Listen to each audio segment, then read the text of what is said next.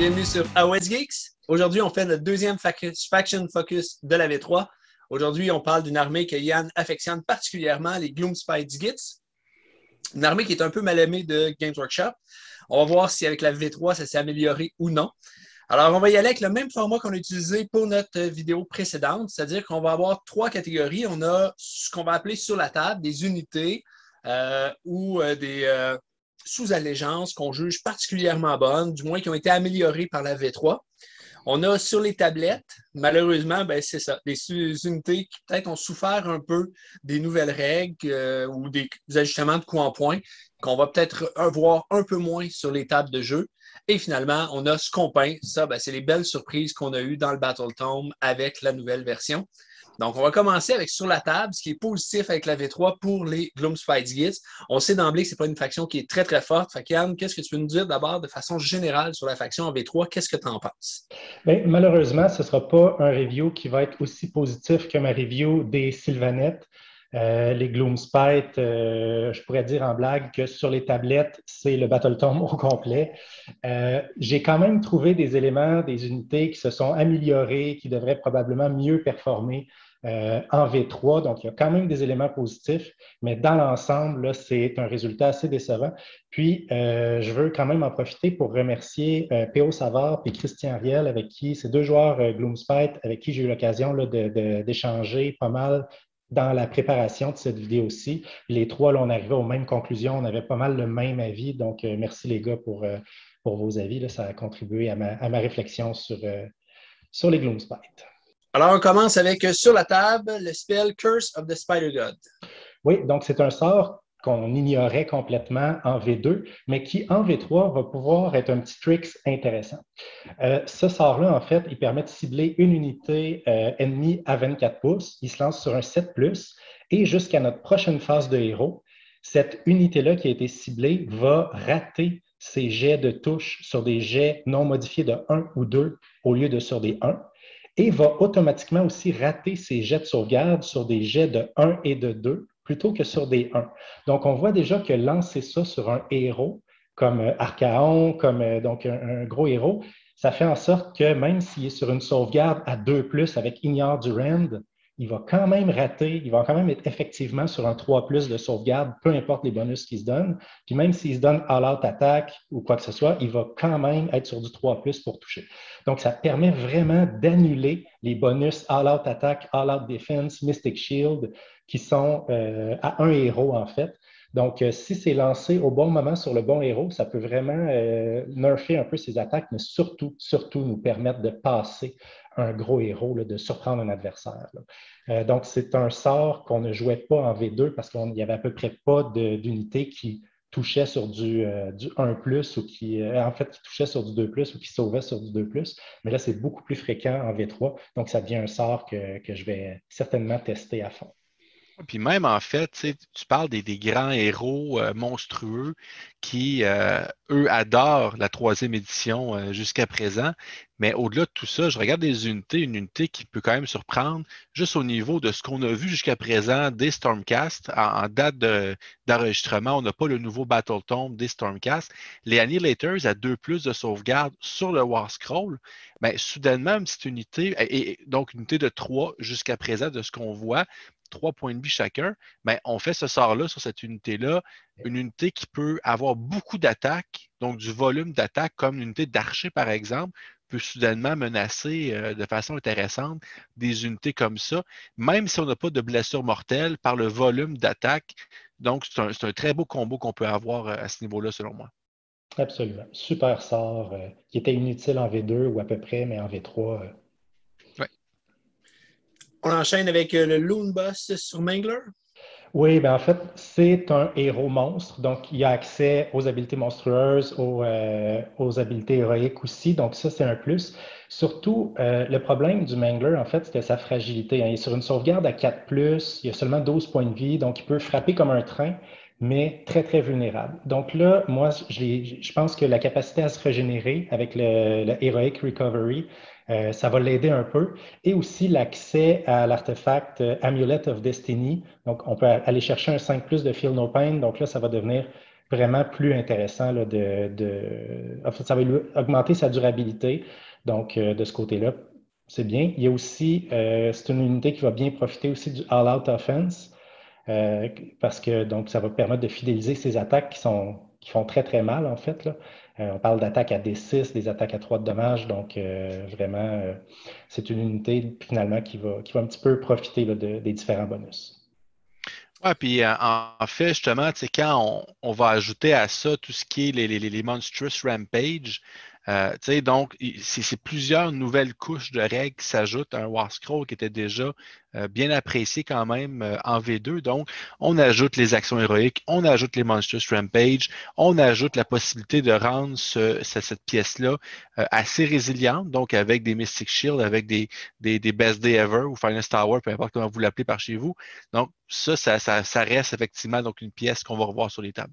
Puis, en fait, le Mangler, c'est un de nos plus gros marteaux, un de nos plus gros cogneurs, mais souvent en compétitif, une doléance qu'on avait, c'est que c'était automatiquement la cible prioritaire des adversaires. Donc, dès que l'adversaire avait du tir, il passait assez rapidement parce que c'est une sauvegarde à 4+. Donc là, en V3, c'est plus facile de le protéger, donc de réussir à l'amener au corps à corps. Puis, c'est pas une pièce qui est vraiment dégressive. En fait, son tableau dégressif est comme un U inversé, donc il perd des attaques quand il est au milieu de ses points de vie, mais plus il est proche de la mort, plus il regagne ses attaques. Puis dans sa dernière tranche de tableau dégressif, il est aussi efficace que lorsqu'il n'a pas subi de blessure.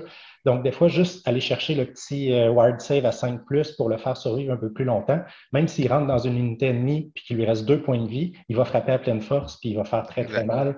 Donc, ça fait une différence. Là, par exemple, quand je parlais avec P.O. Savard, lui, il disait qu'il ne jouait jamais les Mangler Squig parce que même s'ils sont très forts, l'adversaire les tire en partant, puis ils ne se rendent souvent pas au combat. Donc là, on va avoir plus de facilité à amener nos Mangler Squig en combat. Ensuite, un autre gros monstre, le Colossal Squig que tu aimes bien. Une pièce de Forgewell que j'ai vue sur la table quelques fois, qui a bouffé plusieurs de mes modèles. Alors, en V3, tu joues ce qu'elle est mieux. Oui, puis juste une petite parenthèse, hein, c'est un modèle de Forge World. Je sais qu'il y a des personnes qui doutaient, qui se disaient, ben, comme les pièces de Forge World n'ont pas eu d'ajustement des coûts en points, est-ce que c'est parce qu'elles vont être abandonnées? Est-ce qu'elles sont toujours légales, etc. Donc, dans le manuel général, au début du manuel, il y a une liste des différentes publications de Games Workshop qui sont légales en match play et le Monstrous Arcanum qui regroupe les pièces de Forge World est explicitement mentionné. Donc, les pièces de Forge World sont légales en match play dans le General Handbook qu'on a. Donc, on peut jouer le Colossal Squig en compétitif. Et donc, c'est une pièce qui, justement, n'a pas eu d'augmentation de coût en points, malgré que ce soit un monstre. Donc, son niveau, on en a plus pour notre argent en V3 avec. Encore une fois, c'est les Monstrous Rampage. C'est une de nos seules sources de blessures mortelles, en fait, chez les Gloomspite. En fait, on a nos sorts. On a les sorts qui nous permettent de créer des blessures mortelles. On a en fait les Boingrod Bounders dont je pourrais parler tantôt, les Squig Uppers, mais on n'a pas beaucoup de bonnes sources de blessures mortelles. Le Colossal Squig a 8 attaques de gueule et lorsqu'il lance un 6 pour toucher, c'est D3 blessures mortelles. Donc, c'est quand même une belle source de blessures mortelles et on sait que l'importance des blessures mortelles a augmenté en V3 à cause des saves qui sont vraiment importantes. Le Colossal Squig aussi a des attaques à Ren-2, donc 8 attaques qui font D3 sur des Ren-2. Donc, c'est vraiment une bonne pièce dans un contexte d'adversaires qui ont des très bonnes sauvegardes d'armure. Donc, pour moi, c'est une pièce qui est un peu meilleure qu'elle l'était en V2. Puis c'est une pièce que j'ai jouée avec un certain succès. C'est beaucoup de points. 300 points pour la bête, mais c'est quand même un peu cogné très, très fort. Puis il y a le petit trick, hein, quand le Colossal Squig meurt, il laisse 5 Squig, Herds, entièrement à 9 pouces de lui. Là, donc, il explose. Puis ça m'a à quelques reprises permis de prendre des objectifs. Donc, finalement, le Squig, en plus, le Colossal compte pour 5 modèles sur l'objectif. Puis si l'adversaire le tue, on a encore 5 modèles sur l'objectif avec les Squig Herds. Donc, c'est un petit bonus. Puis 5 Squig Herds, c'est 10 points de vie. Fait que de manière effective, un Colossal Squig à 300 points, c'est 26 points de vie qu'on a sur la table. Donc, c'est quand même bien. Et c'est un monstre, donc des Monstrous Rampage aussi. Donc, c'est toujours intéressant. Et pour 300 points dans une armée qui manque quand même de punch, je pense que c'est une pièce qui est intéressante. Vraiment. Et on continue avec des Squigs, cette fois-ci avec les Boingrod Bounders. Oui, les Boingrod Bounders, donc la cavalerie d'élite les chevaliers. Oui, les chevaliers, nobles chevaliers Gloomspite. En fait, comme j'ai dit tantôt, hein, c'est une de nos sources de blessures mortelles. Donc, ça, c'est leur principale qualité. Et aussi, ils ont augmenté de seulement 5 points. Donc, on est passé de 100 points à 105 points pour 5. Donc, c'est leur principale qualité, je dirais. C'est des unités qu'avec la sortie des Jaws of Mork, je les ai appréciées un petit peu plus. Leur mouvement est 2d6. 2d6, c'est extrêmement aléatoire. On peut lancer un 4 puis vraiment pas aller loin. Quand on joue la sous-allégeance Jaws of Mork, on peut relancer les jets de mouvement. Donc, même chose pour le Colossal Squig dont j'ai parlé, puis pour le Mangler, le Colossal Squig en passant bouge de 4d6. Donc, quand on peut le relancer, on a des bonnes chances de faire un bon mouvement, d'autant plus qu'on commence dans les battle plans actuels plus près les uns des autres. Donc, la Alpha Strike est beaucoup plus facile pour les Jaws of Mork. Donc, bref, les Boines Grotte Bounders, c'est bien parce que c'est une source de blessures mortelles qui sont extrêmement importantes en V3. Oui, exact. Puis, je pense que ça revient encore des unités qui punchent, qui ont un certain punch, en fait. Puis, encore une fois, pour les Gloomspite, c'est super important. C'est une unité, malheureusement, qui, oui, on la met sur la table, je suis d'accord avec toi, Yann, mais en même temps, quand on parle d'unités qui ont perdu de la valeur en raison du retrait des War Scroll bataillons, ben, c'en est une, je pense, qui bénéficiait beaucoup des différents War Scroll, Squigalanche, Squig Stampede, donc qui augmentait de façon importante ou qui fidélisait le mouvement, entre autres, là. Donc, je pense que c'est un petit peu ça qui, selon moi, est un petit problème. Oui, absolument. Les Gloomspite, on va le voir aussi pour les trolls, ils ont souffert là, de la perte des bataillons beaucoup. Évidemment, notre catégorie sur la table, ce n'est pas nécessairement que c'est des excellentes unités, mais c'est que c'est des unités qui sont peut-être un peu meilleures ou à tout le moins dans l'ensemble de l'armée, des unités qui sont importantes en V3. Exact. Mais ça demeure là, que les Gloomspite, on ne les verra pas gagner beaucoup de tournois en V3 actuellement. Ça reste que les Gloomspite, on ne les verra pas beaucoup sur la table tout court. Donc, exact. Malheureusement. Et il n'y a pas seulement des squigs dans l'armée des Gloomspite, il y a aussi d'autres choses, notamment il y a un chaman sur Ragnarok que tu mets sur la table qui est encore très bon selon toi en V3. Oui, il a subi quand même une augmentation non négligeable au niveau du coût en points, mais ça demeure une de nos bonnes pièces. Encore une fois, c'est un héros monstre, donc je ne me répéterai pas, mais il bénéficie là, des augmentations là, qu'ont eu les héros et les monstres.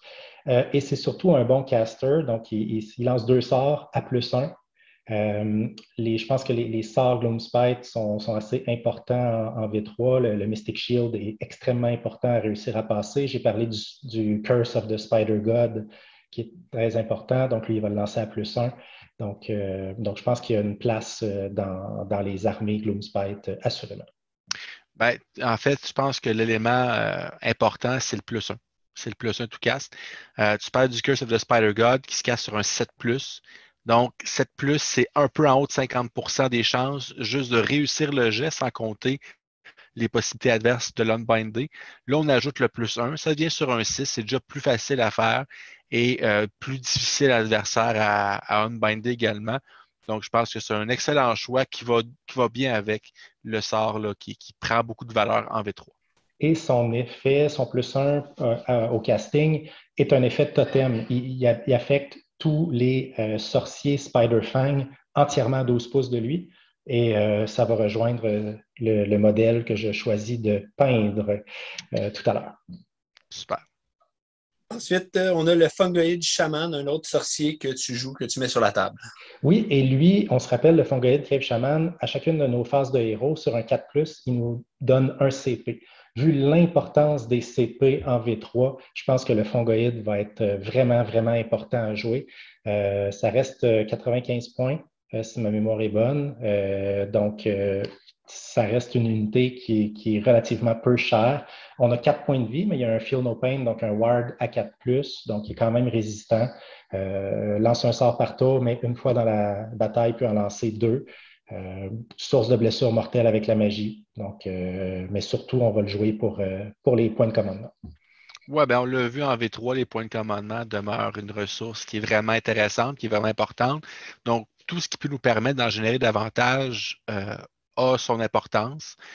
Donc, je pense que, et de toute façon, c'est un des rares gobelins, c'est qu'on parle que les héros peuvent justement avoir certains bonus ben, c'est un héros qui a un 4+ sauvegarde invulnérable, donc ça ajoute à sa survivabilité.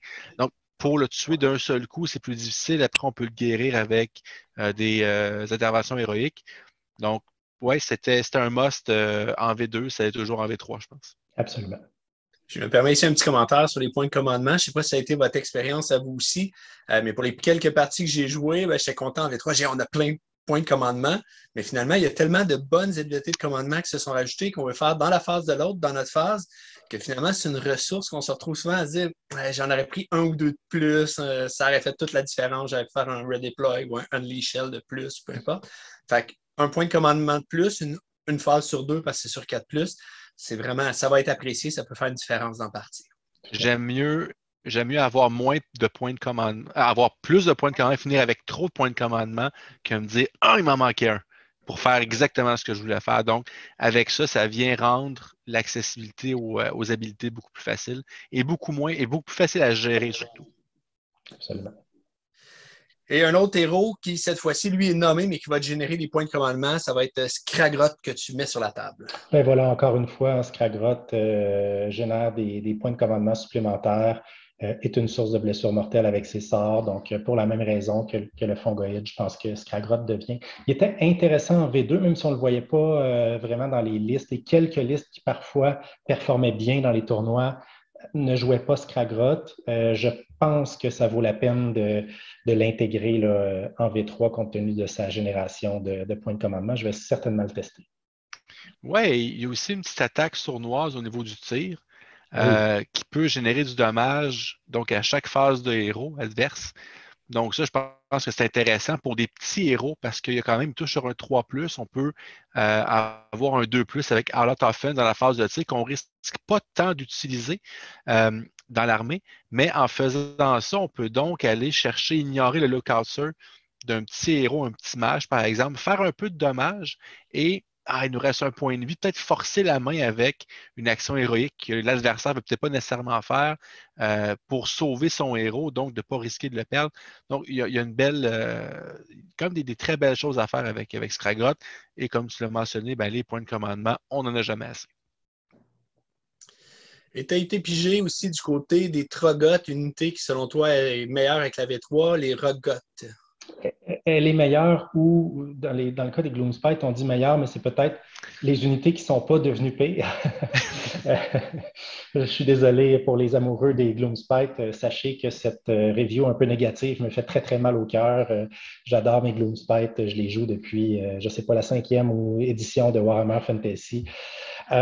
Donc, les Roggoth, c'est parce que, en fait, c'est de l'infanterie monstrueuse qui a une portée de 2 pouces avec ses attaques.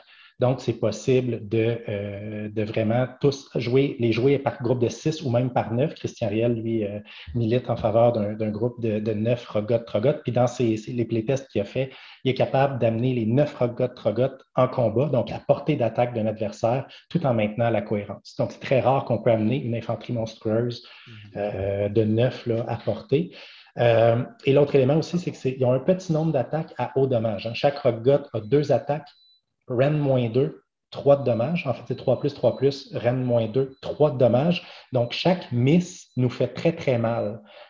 Alors, je pense que c'est une unité qui va vraiment bénéficier aussi du +1 to hit du all-out attaque parce que chaque attaque de plus qui passe, c'est 3 de dommages. Là. Donc, quand on roule bien avec les Roggoth, ça cogne très, très fort.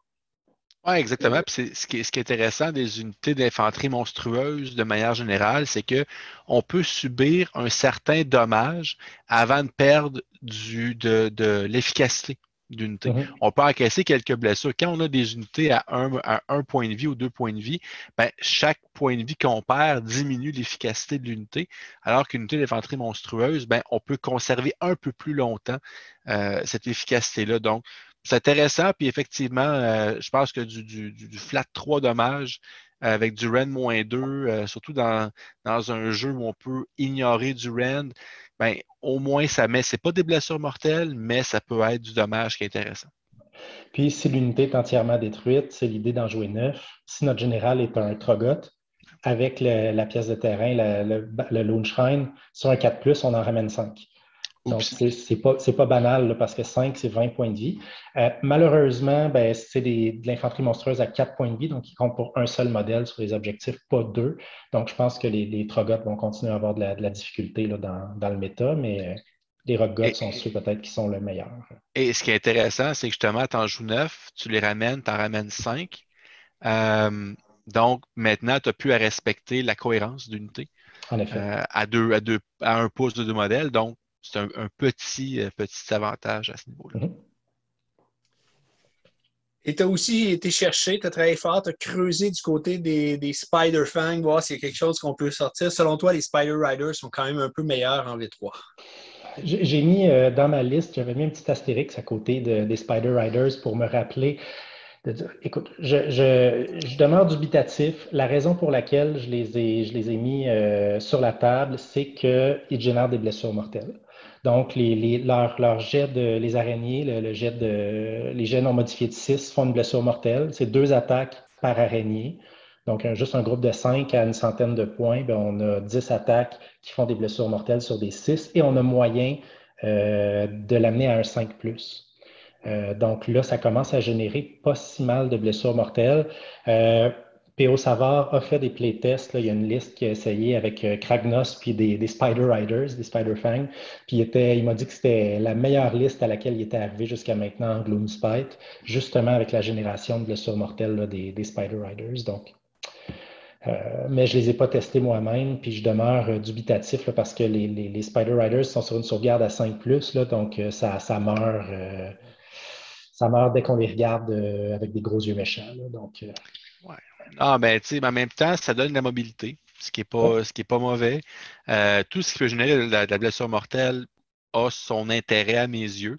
Tu parles de P.O. Savard, je vais l'affronter cette semaine d'ailleurs. Pas avec sa liste avec Kragnos, mais une autre liste là, différente, mais tu sais, qui joue des Spider Riders, justement. Donc, oui, c'est encore une fois, ça revient à ce qu'on disait aussi depuis le début. Les Gloomspite, on va prendre chaque source de blessure mortelle qu'on peut trouver. Puis la mobilité, blessure mortelle, c'est pas rien, c'est intéressant. Pourquoi pas? Alors ça fait le tour de ce que tu mets sur la table. Il reste maintenant ce que tu mets sur les tablettes. Et on commence, et tu as bien indiqué dans ta liste, le Battle Tome. Ouais. Et comme je le disais, malheureusement, je pense que les Gloomspite étaient déjà une armée qui avait de la difficulté dans le méta. Et là, ils vont en avoir encore plus, à mon avis. Donc, et à l'avis de Christian et de PO. Donc, ouais. Mais j'espère me tromper. J'espère vraiment que dans 2 ou 3 mois, on va réécouter ce Faction Focus-là, puis on va dire, ouais, Yann, tu étais dans le champ, il y avait une super liste à aller chercher, mais je la vois pas. D'accord. Oui, vas-y, Alex. Oh non, mais je suis d'accord avec Yann. En fait, je pense que les Gloomspite ont besoin probablement d'un nouveau Battle Tome, je pense, pour venir rebrasser les cartes un peu, parce que présentement, effectivement, il y a juste pas assez. Tu sais, on regarde les grands méchants loups de ce monde, puis on se rend compte qu'on ne joue pas au même jeu.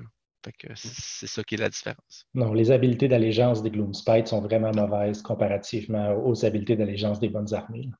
Exact. Je suis d'accord. D'ailleurs, Games Workshop semblait être au courant du problème parce que dans les derniers mois, ils ont eu, avant la sortie de la V3, là, ils ont eu dans les tombes célestiales des White Dwarfs, plusieurs ajouts pour améliorer les sous-factions. Et Mhm. d'ailleurs, une de ces sous-factions-là que tu as testée, sur laquelle on avait fait un review d'ailleurs quand c'est sorti, le Globs Megamob, tu le mets sur les tablettes malheureusement.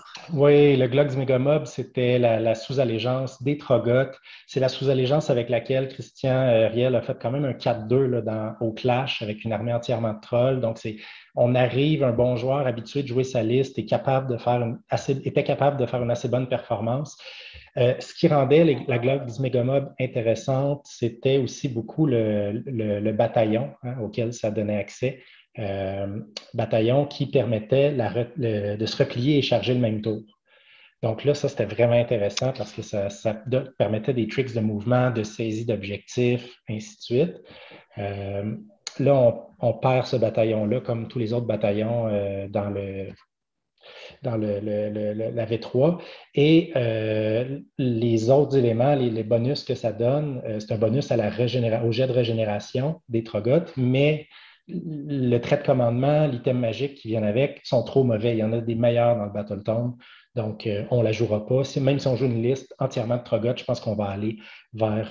On ne prendra pas la sous-allégeance pour pouvoir avoir accès aux traits de commandement et aux items magiques qui sont meilleurs, qui sont dans le Battle Tome, qui permettent, par exemple, de fidéliser les attaques de notre général, qui a des attaques à D6. Là. Donc, voilà. Ensuite de ça, ben, une unité iconique, hein, une unité légendaire des Gloomspite, les Stabas, malheureusement, qui restent sur les tablettes. Oui, notre seule unité Battle Line, peu importe le général qu'on choisit. Puis le problème, en fait, c'est que les Stabas ont eu En fait, ils ont augmenté en termes de coût en points et ils ont subi plusieurs nerfs. Un premier nerf, c'est en fait la limite à leur jet, à leur bonus pour blesser. Avant, on avait +1 to wound, backstabbing mob, l'habilité. Donc, on avait +1 au jet de blessure par tranche de 15 gobelins. Donc, on pouvait aller chercher un +2, en fait. Ou c'est par tranche de 20, je ne me souviens plus, mais on pouvait aller chercher un +2, on pouvait se retrouver à blesser sur du 2+. Fait qu'on pouvait avoir des gobelins qui touchaient sur du 4, blessaient sur du 2. Donc, ça devenait quand même pas si mal, surtout avec le volume d'attaque qu'on générait. Là, bien évidemment, il y a eu un changement, puis on peut juste avoir un +1 au wound. Donc, ça, c'est une première. L'autre élément, c'est qu'ils ne peuvent pas profiter du all-out attack parce que leur bouclier, la manière que c'est wordé, leur bouclier leur donne +1 à leur save. Fait qu'on ne peut pas mettre all-out defense, pardon, puis donner un autre +1, ça devient un peu moins utile, à moins que l'adversaire ait du rend. Et l'autre élément aussi, c'est que leur bravoure est pourrie. Donc, on a besoin de les immuniser au Battle Shock et on ne peut immuniser qu'une unité par tour au Battle Shock, hein, parce qu'on peut juste utiliser une fois la même habilité de commandement. Donc, à ce moment-là, si on a 2 ou 3 unités de Stabas qui ont à prendre des Battle Shock tests, on va juste pouvoir en immuniser une au Battle Shock. Quand tu es sur une braverie à 5, si ma mémoire est bonne, et surtout du fait que le bonus de bravoure par tranche de 10 figurines n'existe plus non plus. En plus. Donc, vraiment, tu sais, on a 2 options pour aider à ce niveau-là. C'est la Lone Shrine, donc rester en dedans de 12 pouces pour l'immunité, ou carrément de prendre un point de commandement, mais comme tu l'as mentionné, une seule unité par phase de héros. Malgré la quantité de points de commandement qu'on peut générer, on ne peut pas en prendre 2 ou 3 pour immuniser 2 ou 3 unités au Battle Shock. Par contre, un élément qui est nouveau, qui est bien, c'est que maintenant, le Lone Shrine, on peut le garrison. Donc, c'est une garnison. Donc là, ça permet de laisser notre bloc de Stabas, les mettre en garnison dans notre Lone Shrine, mais encore faut-il que le Lone Shrine soit un endroit pertinent, stratégique sur le champ de bataille. Ce n'est pas toujours possible selon le battle plan. Tout à fait. Ensuite, autre unité, et ça, je suis surpris que tu mets sur les tablettes, ce sont les fanatiques. Oui, les fanatiques. Ah, pas moi.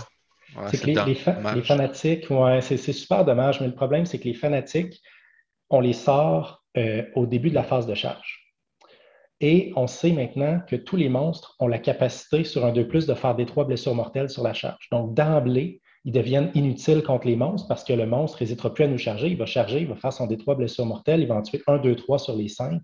Puis tout à coup, on va faire pas mal moins mal. L'autre élément aussi, c'est que leurs attaques sont à Ren-2, donc c'est bon, mais ça va devenir encore plus difficile de faire passer les attaques à cause des bonus de sauvegarde. Là, les sauvegardes sont plus difficiles, donc leur efficacité diminue un peu, mais ça, c'est le cas de toutes les unités, mais comme eux, ce ne sont pas des unités qui sont tanky du tout. Hein. Généralement, ils frappent une fois, puis s'ils ne tuent pas l'adversaire les retue sur la contre-attaque.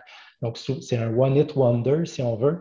Donc, si ça augmente la possibilité de donner un lot de défense à leur cible, augmente la possibilité de rater des attaques, de ne pas tuer l'adversaire, puis juste de se faire tuer nos 140 points de fanatiques, là, comme ça.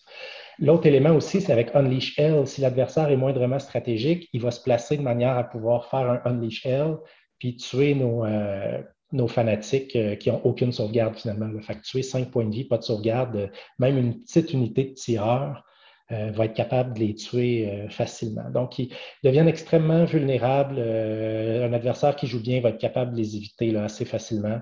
Donc, leur impact va être moindre. Ça force en fait un adversaire ou ça force en fait le joueur Gloomspite à amener pour mitiger le Unleash Hell, d'amener une unité de support, exemple des Squig Hoppers, pour charger la cible en premier, pour enlever potentiellement le Unleash Hell, pour par la suite charger avec. Mais là, c'est une autre unité qu'on doit, c'est un autre jet de charge, c'est encore plus de points qu'on investit pour attaquer une unité. Et les Gloomspite ont besoin de tous leurs points. Donc, c'est dommage. Moi, c'est un des War Scrolls que j'affectionnais le plus dans l'armée. Mais effectivement, avec l'avenue de. Moi, c'est vraiment Unleash Hell qui vient. Tous les points que tu mentionnes sont très bons. Mais moi, c'est le Unleash Hell, en fait, qui vient tuer les Gloomspite pour moi. Ah, les fanatiques vont avoir de la misère. Les Gloomspite, les fanatiques, excuse-moi. Ah oui, vraiment. Les Gloomspite au complet. Mais oui, c'est ça. Encore une fois, je pense que contre certains adversaires, les fanatiques vont demeurer extrêmement forts.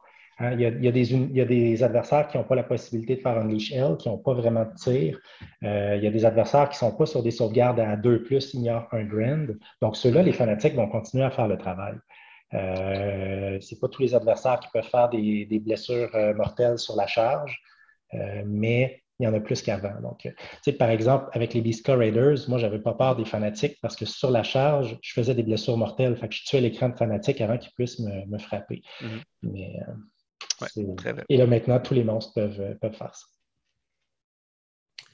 Ensuite, les Squig Hoppers, malgré les blessures mortelles qu'ils peuvent générer, tu les mets sur les tablettes. Oui, c'est parce qu'ils ont subi un nerf. Deux, en fait. Il y en a un qui est discutable. Le premier nerf, c'est que en fait, ils font leur blessure mortelle s'ils survolent une unité adverse dans un mouvement normal. Avant, le mouvement normal incluait le repli et la course. Maintenant, c'est ni le repli ni la course. Donc, ça diminue leur portée. La course, ils ont quand même 3d6 de mouvement. Ajouter le 4e d6 de course, ça permettait souvent de survoler une unité, ce qui va être plus difficile. Donc, ça va être plus difficile d'aller faire leur blessure mortelle, d'autant plus que, et c'est le deuxième nerf, maintenant, leur effectif minimum est de 10 modèles. Donc là, ça oblige il y a l'enjeu de cohérence. Ça va être difficile de faire en sorte que nos 10 modèles survolent et réatterrissent à plus que 3 pouces d'un adversaire pour aller faire les blessures mortelles. Ça, c'est dommage. Et c'est peut-être une doléance pour l'ensemble du Battletome. Les Squig Hoppers sont rendus en effectif minimum de 10. Les Squig Herd sont rendus en effectif minimum de 12. Donc, toutes nos battle lines, finalement, finissent par nous coûter plus cher. Je faisais une liste, puis je regarde, une battle line, c'est des Stabas à 160 points, c'est des Squig Herds à 160 points, c'est des Squig Hoppers à 180 points. Il y a juste nos Spider Riders qui sont à 100 ou 105 points, là, je ne me souviens plus. Je pense que c'est 100 battle line. C'est 100 points, à condition que notre général soit un Spider Fang. Je trouvais qu'on a perdu finalement d'avoir des petites unités battle line pas chères. Si on reprend les Sylvanettes dont on parlait dans le vidéo précédent, on a 2 choix de battle line vraiment pas chers. On a nos Spite Revenants qui sont à 70, on a nos Tree Revenants qui sont à 80, puis même nos Dryades sont à 95. Donc, nos trois choix d'unités Battle Line sont à moins de 100 points. Chez les Gloomspite, ils sont tous en haut de 100 points, voire plus 160, 180 points. Donc, ça complique la construction de la liste aussi. Très vrai. Non, je suis d'accord. Je pense que tu fais le tour là-dessus. Puis je trouve ça effectivement un peu dommage à ce niveau-là. C'est une unité qui était jouée, qui est intéressante. Là, soudainement, juste les monter à 10. Pour moi, ça vient de tuer cette unité-là. Et 180 points, ce n'est pas une unité qui a un impact. Et en plus, on a perdu le bataillon qui faisait en sorte que sur la charge, les attaques des Squig, les attaques de gueule des Squig faisaient 2 de dommages plutôt que 1. Ce bataillon-là était super intéressant parce que là, nos Bounders, nos Hoppers sur la charge frappaient vraiment fort avec 2 de dommages. C'est quand même 2 attaques par Squig à 2 de dommages. Là, on n'a plus accès à ce bataillon-là, donc il vient vraiment de perdre beaucoup d'efficacité. Très vrai. Alors, une autre unité de Squig que tu vas mettre sur les tablettes, les Squig Herds, malheureusement. Tu en as parlé brièvement, mais tu peux commenter. Oui, c'est ça. En fait, je dis sur les tablettes dans ma liste Jaws of Mark, je n'aurai pas le choix d'en jouer parce que c'est mes battle lines, c'est mes écrans pour protéger mes gros squigs, mais c'est quand même une unité sur les tablettes au sens où elle est moins bonne en V2, en V3 qu'elle l'était en V2 parce que l'effectif minimum est passé de 6 à 12 parce que, en fait, on peut juste minimiser une unité au Battle Shock par phase, puis c'est quand même une unité qui est sur du 3 de bravoure, si ma mémoire est bonne. Donc, tu sais, dès que tu en tues un, le reste peut se sauver ou à peu près. Là. Donc, c'est vraiment dommage, mais ils sont moins bons qu'ils l'étaient. Ouais. Agreed. Et finalement, ben, on va quand même finir sur une note positive, parce qu'on a dit tout ce qu'on mettait sur les tablettes. Il y a quand même une unité qui a retenu particulièrement ton attention, là, que tu fais peindre prochainement. C'est le Web Spinner Shaman qui est à pied, pas celui sur la Ragnarok, mais le modèle à pied, que je t'ai jamais vu jouer en V2, mais là, tu le mets sur la table. Non seulement tu le mets, mais tu le fais peindre pour le mettre sur la table. En fait, c'est un peu l'idée de notre catégorie, lequel je peins, c'est de dénicher des unités qui, en V2, étaient mal aimées ou justement, là, qui étaient dans la pile of shame parce qu'on ne le jouait jamais. Et on décide tout d'un coup que peut-être finalement que ça vaut la peine de le peindre parce qu'on pourrait le jouer. Et c'est le Web Spinner Shaman, justement, parce que nos chamans vont être notre accès à des blessures mortelles. Parce que aussi, il peut profiter, si on joue le chaman sur Ragnarok, s'il reste à 12 pouces de l'araignée, il y a un +1 tout cast. Et encore une fois, je pense que les sorts, je disais que les Spider Riders deviennent intéressants. Donc, on va avoir besoin de plusieurs sorts peut-être de la lore des Spider Fang. Donc, aller chercher ce petit chaman-là qui est vraiment pas cher, ça va nous permettre peut-être de justement lancer notre Curse of the Spider God et faire en sorte que Archeon ou Nagash rate ses jets de sauvegarde sur du 1 et 2 et ainsi de suite. Donc, c'est sûr que parce que c'est sûr qu'on va se dire, ben, voyons pourquoi jouer le petit chaman à pied qui est très vulnérable plutôt que le chaman sur Ragnarok qui lance 2 sorts, etc. Mais en même temps, des fois, c'est une question de nombre de points aussi dans la liste. D'autant plus que comme je disais tantôt, nos unités Battle Line coûtent plus cher. Donc, on se retrouve souvent avec un 90 points de libre, 80 points de libre. Puis là, qu'est-ce qu'on peut rentrer? Puis souvent, c'est ce chaman-là qu'on réussit à glisser dans la liste. Il va être utile. Oui, tout à fait. Je pense que c'est une belle trouvaille, effectivement, dans le livre qui, malheureusement, ne regorge pas de perles rares. Mais néanmoins, écoutez, je vais quand même tester à fond mes Gloomspite, en particulier les Jaws of Mark, parce que je les affectionne particulièrement pour leur esthétisme et aussi juste parce que le style Alpha Strike, c'est quand même un style de jeu qui me plaît particulièrement. Il y a aussi Fabien là, de Gork Cult qui m'a généreusement fait parvenir là, un Colossal Squig que Vanessa a peint, un Squig, aussi un Squig Goba, un Mangler Squig, d'autres Squig. Donc, j'ai 2 maintenant Colossal Squig, donc un de Gork Sculpt, puis celui de Forge World. C'est ça. Donc, je vais certainement essayer une liste avec 2 Colossal Squig et certainement aussi la montrer là, éventuellement dans un rapport de bataille. Et pourquoi pas? Excellent. Alors, ça fait le tour de notre faction focus sur les Gloomspite Gits. Et vous, si vous jouez à cette faction, qu'est-ce que vous peignez en ce moment? Qu'est-ce que vous avez hâte de mettre sur la table en V3? Qu'est-ce qui, selon vous, est meilleur? Puis qu'est-ce qui est moins bon? Vous pouvez toujours nous l'écrire en commentaire ou nous l'écrire sur notre page Facebook. Ça nous fera plaisir de vous répondre. On lit tous les commentaires et on répond à presque tous les commentaires. Ça nous fait vraiment plaisir. Alors, sur ça, je vous souhaite bon wargaming.